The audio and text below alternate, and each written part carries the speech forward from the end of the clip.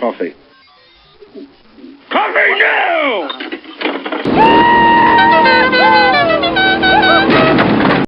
Thank you for having me.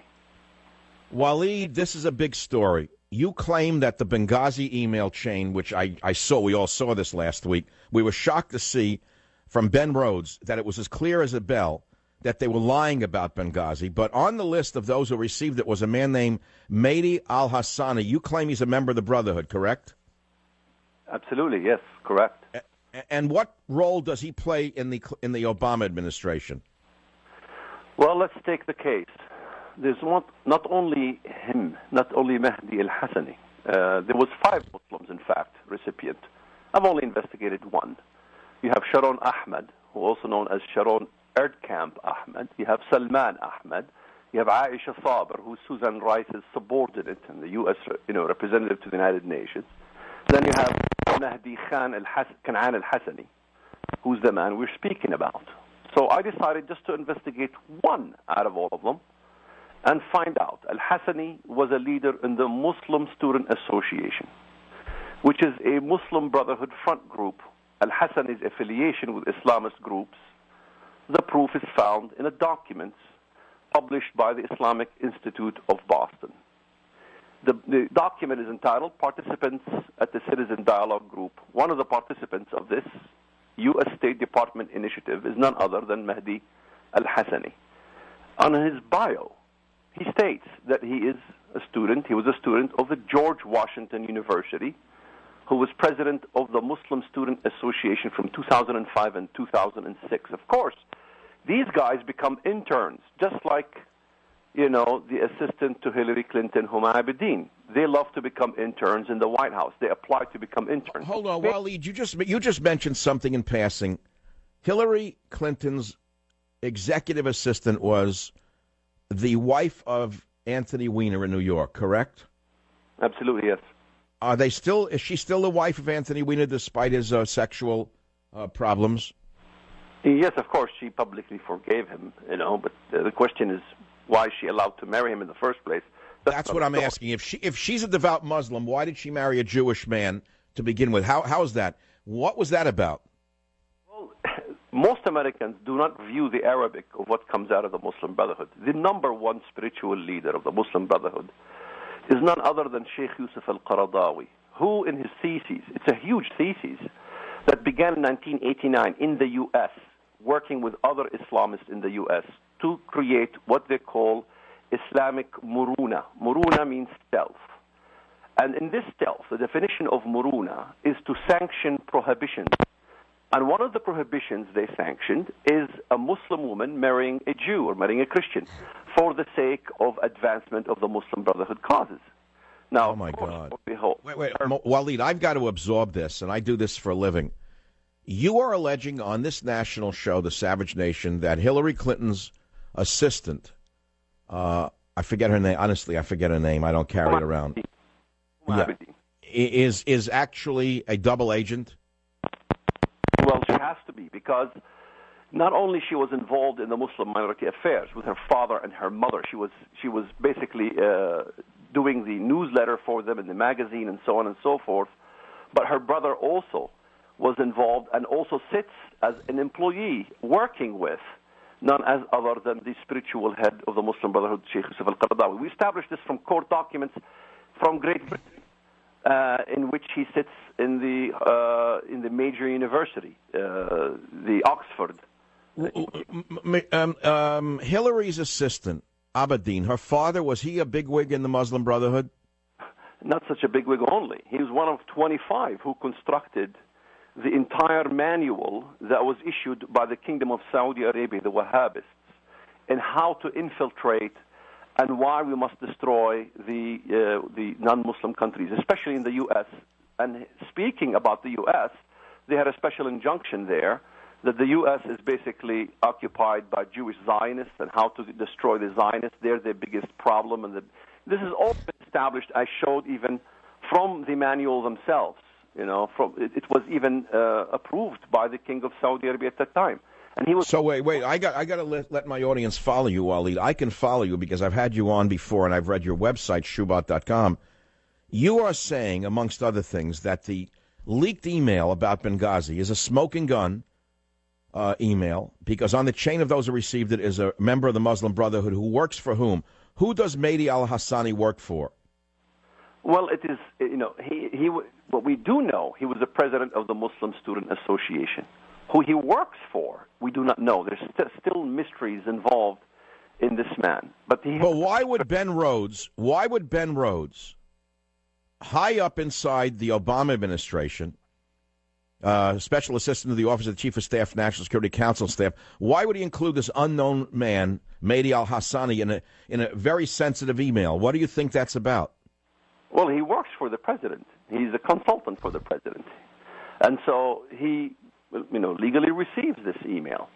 But the common theme between the Muslim Brotherhood and the Obama administration is to basically begin to undermine the First Amendment and to focus on the issue of blaspheming Islam by using the film and saying that all these problems that we have, even in Benghazi, even in Egypt, is really regarding the film, and that we need to basically establish and tighten the rules of basically insulting Islam. That's the whole thing. I mean, the theme of Obama, what he's doing, even going to Egypt from, his own history, going there and allowing the Muslim Brotherhood to be, observant of his speech, giving the green light for the Muslim Brotherhood in Egypt, caused the victory of the Muslim Brotherhood in Egypt. It was none other than Barack Obama who wrote his speech. It was a Muslim, Rashad al-Hussein.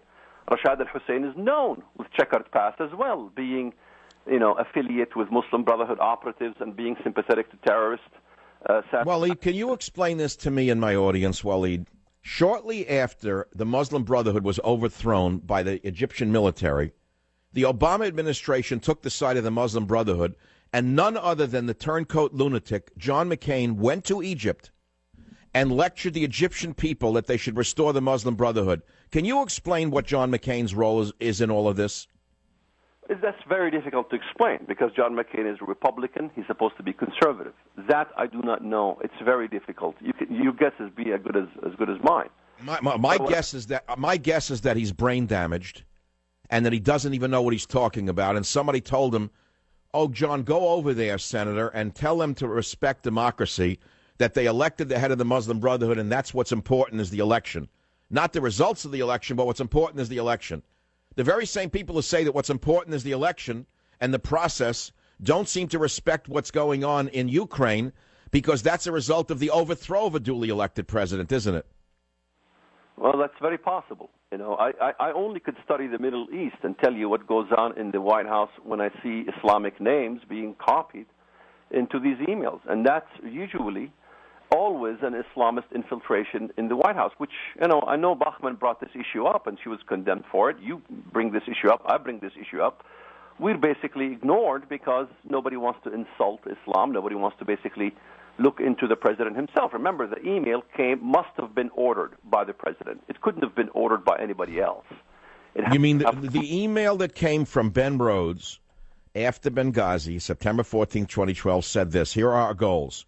1, to convey that the United States is doing everything that we can to protect our people and facilities abroad. 2, to underscore that these protests are rooted in an Internet video and not a broader failure of policy. 3, to show that we will be resolute in bringing people who harm Americans to justice and standing steadfast through these protests. And finally, 4, to reinforce the president and administration's strength and steadiness in dealing with difficult challenges. It sounds like a bad movie script, Waleed. But let's look at the facts.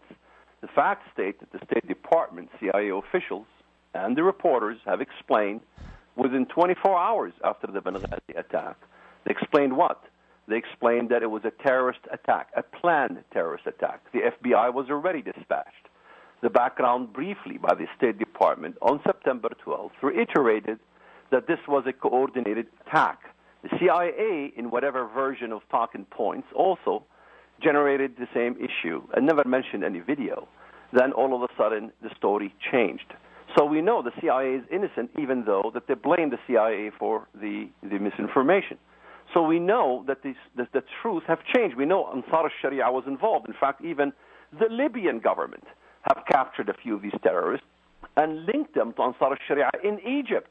So it was a cover-up also for Ansar al-Sharia, which is connected to the Muslim Brotherhood. In Egypt, Mohammed Morsi. And so if we go back, we understand what happened. It could have been a botched attempt to kidnap the Americans. And in fact, even Mohammed Morsi himself, prior to the Benghazi attack, began to demand the U.S. for the release of the blind sheikh of the first attempt of the attack on the building in New York. So Walid, people would ask, you are an Arab, is that correct? Yes. Okay, you were born and raised in the Muslim traditions, as a Muslim rather? Yes, memorized most of the Quran.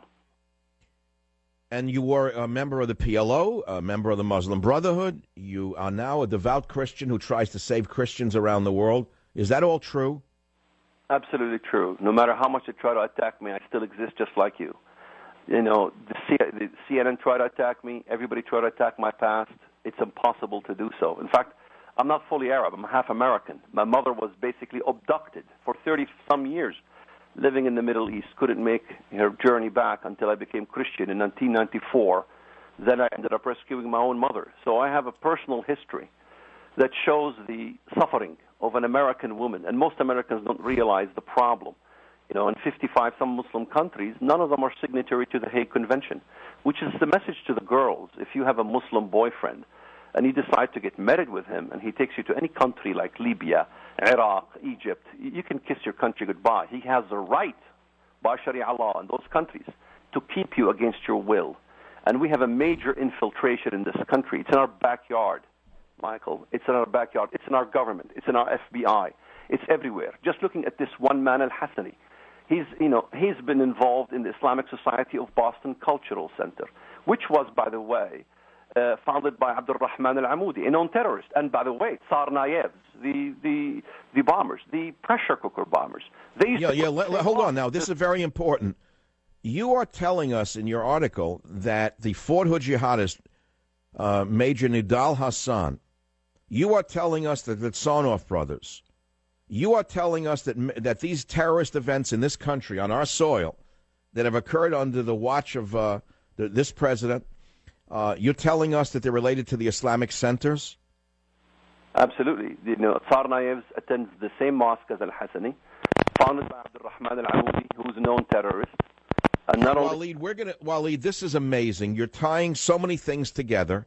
Your main premise is that the leaked photos from last week and the released emails show that Clintons are in bed with the Muslim Brotherhood.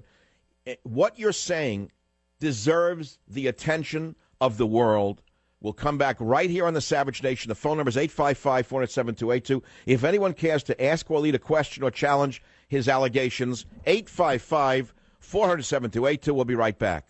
Join the Savage Nation. Call now, 855-400-SAVAGE, 855-400-7282. Savage. We're talking about a very shocking allegation that the leaked email from last week about Benghazi, according to our guest WALID SHOEBAT, shows that the Clintons are in bed with the Muslim Brotherhood. He also goes further and alleges that there are at least 6 known members of the Muslim Brotherhood who have penetrated our government. They have completely Sharia-ized our FBI and all of our government institutions, who will not even look at radical Islamists in this country. That is how the Tsarnaev brothers got away with plotting and planning the Boston Marathon bombing. They were on the radar. They were being looked at by the Homeland Security, FBI, etc., and who did nothing because they were Muslims. Walid, is that what you're saying, more or less? Walid, welcome back to the program. Walid? Yes. Walid, are you saying that the Boston Marathon bombing could have been stopped if our intelligence agencies had interacted before they set off those pressure cooker bombs? Well, yes. I mean, if you look at an interview with FBI Director Robert Mueller, he was asked during the congressional hearing if he knew that the ISB, which is the mosque, was founded by Al-Amoudi, which, by the way, Al-Hassani also attends. I think we need to continue this into the next hour. Walid, I hope you can be with us, because there's no more important issue than survival itself. And if what you are saying is true, and I have no reason to doubt you because I don't speak Arabic and you do, then America needs to listen to WALID SHOEBAT and the Savage Nation. Join the Savage Nation. Call now, 855-400-SAVAGE, 855-400-7282.